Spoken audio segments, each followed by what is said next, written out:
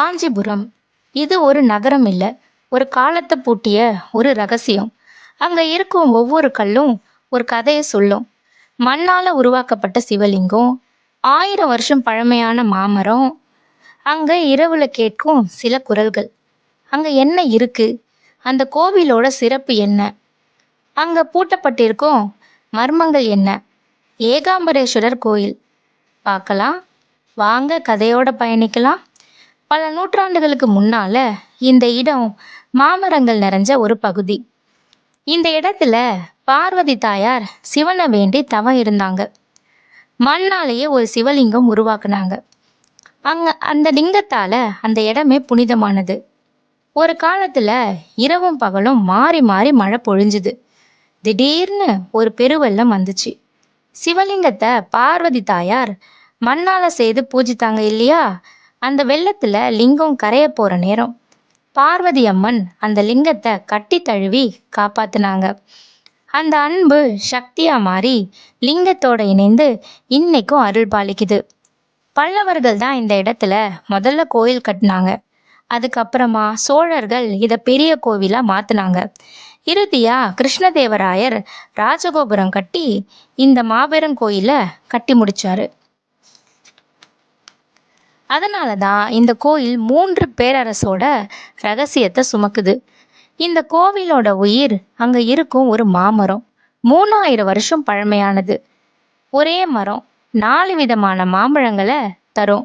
அதோட சுவையும் வித்தியாசமா இருக்கும். இந்த 4 விதமான மாம்பழங்களும் 4 வேதங்களோட சின்னம்னு சொல்லப்படுது.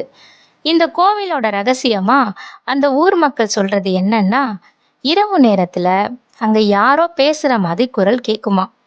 சில நேரத்துல நிழல்கள் நகர்ற மாதிரி இருக்கும். இது உண்மையா கற்பனையா தெரியல. விஜயநகர காலத்துல கிருஷ்ணதேவராயர் இந்த கோயிலுக்கு வராரு.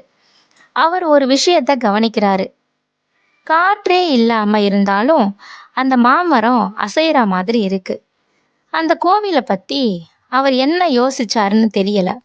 இரவு நேரத்துல அந்த கோவிலுக்கு போனாரு. ஒரு தூணோட பின்னாடி நின்னு அந்த கோவிலை பார்த்துக்கிட்டே இருந்தாரு. நள்ளிரவு கோயில் முழுக்க ஒரே அமைதியா இருந்தது. திடீர்னு ஒரு சத்தம். யாரோ மெதுவா பேசுற மாதிரி. ராஜா நெருங்கி போனாரு. அங்க யாருமே இல்ல. ஆனாலும் சத்தம் தெளிவா கேக்குது. இன்னும் கொஞ்சம் தூரம் போய் பார்க்கும்போது ராஜாக்கு அந்த மரத்துக்கு கீழே ஏதோ மர்மம் இருக்கிற மாதிரி தோணுச்சு. அடுத்த நாள் ராஜா கோவில் பூசாரி கிட்ட நடந்ததை பத்தி கேட்டாரு. பூசாரி சொல்றாரு, இரவு நேரங்கள்ல தேவர்கள் அந்த கோவிலுக்கு வந்து பூஜை பண்ணிட்டு போவாங்களாம். அதுக்கப்புறம் ராஜா அந்த மாமரம் பக்கத்துல ஒரு மண்டபம் கட்ட சொன்னாரு. இன்னைக்கும் அந்த இடம் ஒரு ஆற்றல் சக்தியா கருதப்படுது.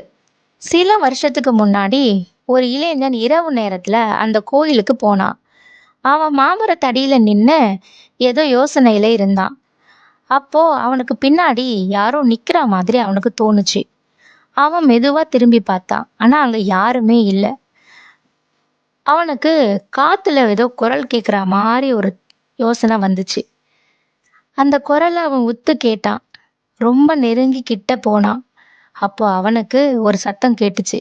என்னன்னா, இது உன்னோட இடம் இல்லைன்னு. அடுத்த நாள் அவன் பயந்து போய் அந்த கோவிலை விட்டு நடந்து போனான்.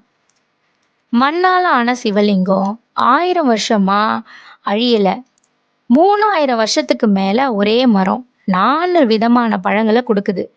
அங்க கேட்குற மர்ம குரல்கள் இதெல்லாம் என்ன? உண்மையா? இன்னும் நமக்கு புரியாத சக்தியா விளங்குது. சில ரகசியங்கள் கண்டுபிடிக்கிறதுக்கு இல்ல, அதை நம்ம உணரணும். இந்த கோவிலோட பல்லாயிரம் வருஷ மர்மம் அந்த மரத்தடியில மறைஞ்சேதான் இருக்குது.